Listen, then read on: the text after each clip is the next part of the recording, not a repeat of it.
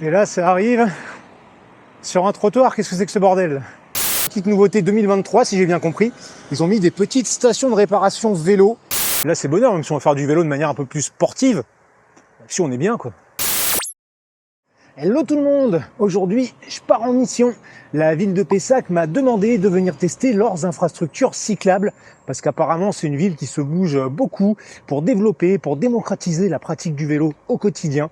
Ça, c'est vachement bien, donc allons voir ça. Mais c'est où Pessac? Eh bien c'est là, juste à côté de Bordeaux. Avec ses 65 000 habitants, Pessac est la 3e ville de la métropole bordelaise et la 7e ville de la région Nouvelle-Aquitaine. Et pour vous donner un classement de plus, c'est la 2e ville la plus étudiante de France. Allez, c'est parti pour cette découverte des aménagements cyclables de Pessac et ça commence tout de suite avec une voiture mal garée. Comme ça c'est bien. À sa décharge, la piste cyclable n'est pas super bien identifiée à cet endroit, mais ça n'empêche qu'elle aurait dû faire un effort pour se mettre sur le parking. Bref, donc dans Pessac, on aura plusieurs types d'aménagements. On aura les avenues à vélo, donc comme ici a priori, qui permettent de se déplacer d'un quartier à l'autre, enfin en ville. Et après, nous aurons les autoroutes à vélo, où là, ça permettra d'aller plus vite d'une ville à l'autre. Ça peut être bien pour le vélo taf, par exemple, ici, proche de Bordeaux, pour aller bosser à Bordeaux. Et donc, dans l'immédiat, cette avenue à vélo, a priori, c'est un ancien aménagement cyclable, donc qui est à moitié sur le trottoir par endroit. Toutefois, ça peut être un peu problématique. Mais bon, là, ça se passe bien, à part la voiture tout à l'heure, on est bien. On enchaîne sur une bande cyclable somme toute classique, jusqu'à arriver à ce pont. Bon alors là on est sur un pont où du coup la piste cyclable se retrouve sur le trottoir. Les piétons par contre peuvent passer de l'autre côté. Alors on est sur un aménagement provisoire ou pas, ça va dépendre un petit peu. C'est vrai que c'est pas l'idéal parce que là il y a beaucoup de piétons je pense qui vont pas comprendre que c'est réservé cyclistes de ce côté-là. Ça peut créer quelques petits problèmes. Mais voilà, la ville de Pessac fait en sorte d'améliorer tout ça et ça rentre d'ailleurs dans le cadre de leur plan vélo qui s'étale sur plusieurs années. On fait un petit point là-dessus. Afin de développer et de sécuriser la pratique du vélo sur son territoire, que ce soit pour des raisons d'environnement, d'économie ou de santé, la ville de Pessac a mis en place le plan vélo 2021-2026 qui permettra d'atteindre 162 km d'itinéraires cyclables grâce à la réalisation de 52 aménagements prioritaires. Mais le plan vélo, c'est aussi le développement des espaces de stationnement pour vélo, l'installation de stands de réparation sur les parcours, ou encore la mise en place d'un service de vélo en libre service. Le tout saupoudré de ce qu'il faut de sensibilisation au travers d'une fête du vélo chaque année au mois de mai, de campagnes d'affichage en ville, d'actions dans les écoles et autres distributions d'équipements utiles à la sécurité des cyclistes. Une chose intéressante pour finir, ce plan vélo n'est pas figé et Pessac organise une réunion publique annuelle pour définir les priorités en prenant en compte les retours et besoins des usagers. Je vous mets le lien du plan vélo de la ville de Pessac en description. Perso, j'ai trouvé ça intéressant à lire. Voilà, il y a un petit manque de visibilité quand même avec l'arrêt de bus, c'est pas évident, faut pas que ça arrive trop fort dans tous les sens.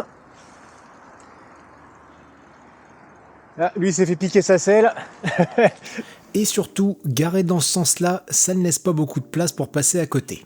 Bref, nous voilà maintenant sur un aménagement visiblement provisoire, où ils ont utilisé des places de parking et autres morceaux de trottoir pour séparer les vélos des voitures. C'est pas mal, mais il faut faire attention aux nombreuses entrées de commerce, et il faut aussi faire attention aux piétons, puisque c'est un espace partagé. Enfin là, il n'y a pas grand monde, mais je ne sais pas comment c'est le reste du temps. Il y a aussi un truc à revoir pour traverser les rues, car il n'y a qu'un passage piéton, et un autre truc qui me gêne, les poteaux, parfois placés en plein milieu, et ça peut faire mal. On enchaîne avec ce que j'ai vu de plus beau dans cette journée, ce tronçon d'autoroute à vélo à sens unique, au revêtement propre, séparé physiquement des voitures et des piétons, sur lequel on peut rouler à deux côte à côte et donc doubler sans souci. Je sais pas quelle longueur ils ont de ce type d'itinéraire. Là c'est bonheur, même si on va faire du vélo de manière un peu plus sportive.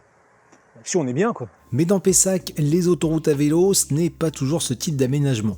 Ça peut aussi être ça, avec une bande blanche en guise de séparateur, ou ça, qui n'est qu'une bande cyclable classique, mais d'une bonne largeur. Point commun de ces deux sections, le bitume est nickel. Alors que sur cet autre morceau d'autoroute à vélo, nous sommes sur le trottoir et à double sens. Pas idéal pour rouler vite. De manière générale, on ne sait pas forcément si nous sommes sur un aménagement de type autoroute à vélo ou avenue à vélo. Ici par exemple, c'est une avenue. C'est une bande cyclable comme vu juste avant, mais avec un revêtement en moins bon état. Mais c'est agréable. Voilà, pour circuler, franchement c'est agréable. Je sais pas comment est la circulation le reste de la journée, mais là on est bien. Alors, par contre, les plaques d'égout en plein milieu, là, pas agréable ça. Aussi, on remarquera que les aménagements ne sont pas tous de la même époque et qu'au fil des années, le vélo a pris une place plus importante, passant peut-être d'un usage purement balade à un véritable mode de déplacement.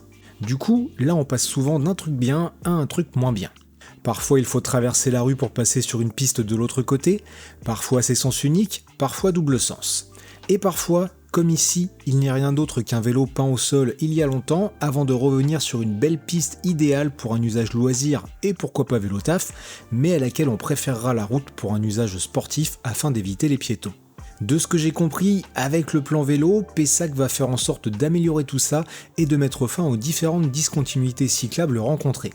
Il sera donc super intéressant de revenir dans quelques années pour voir l'évolution, et d'ailleurs, si vous êtes sur place, dites-moi en commentaire si vous avez déjà constaté des changements, et si vous regardez cette vidéo en 2025 ou 2026 par exemple, dites-moi comment les choses ont évolué. Alors là par contre on arrive sur un petit truc vachement intéressant, petite nouveauté 2023 si j'ai bien compris. Ils ont mis des petites stations de réparation vélo. Il y a de quoi gonfler les pneus et il y a de quoi réparer. Ça franchement c'est cool, on va essayer ça. On va commencer par tester le pied d'atelier qui est un peu haut quand même. Peut-être que moi ça va, j'ai un vélo quand même taille adulte.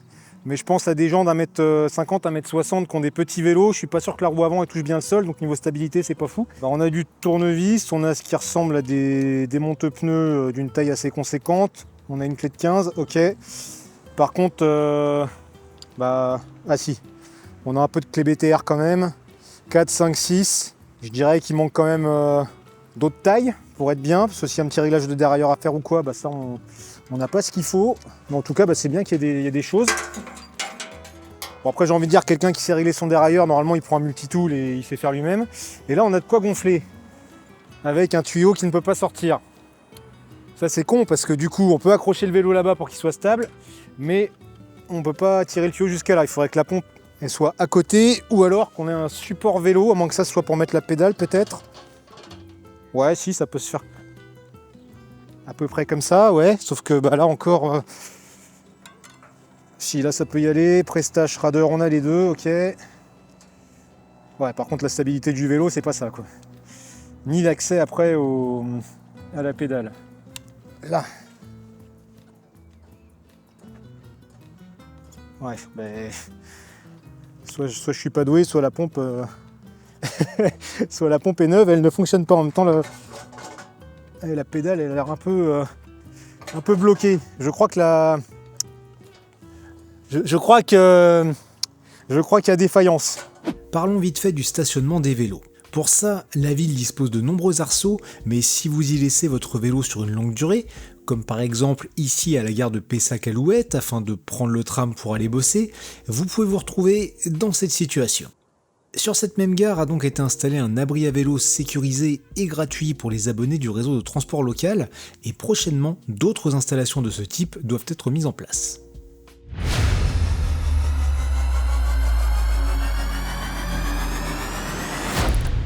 Allez, j'ai trouvé un nouveau spot réparation. Alors je teste de nouveau une pompe.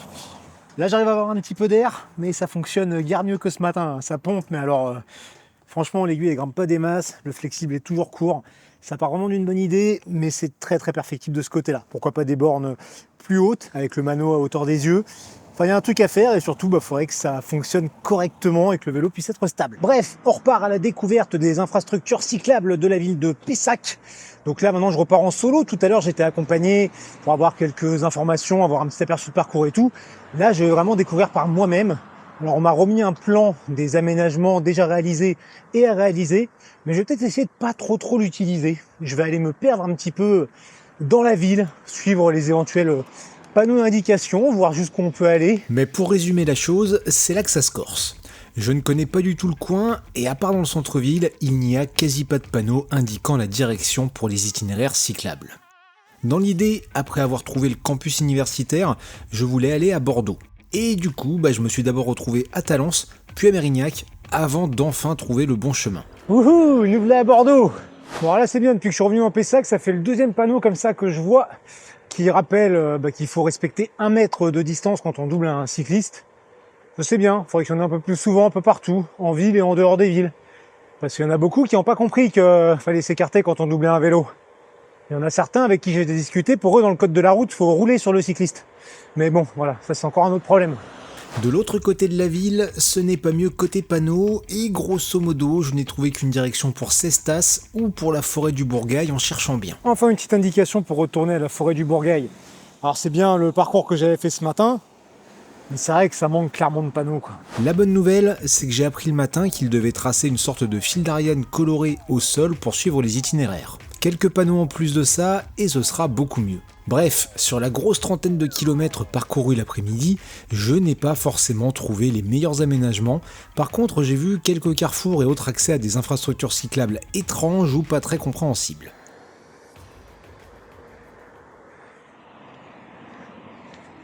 Et là, ça arrive sur un trottoir. Qu'est-ce que c'est que ce bordel?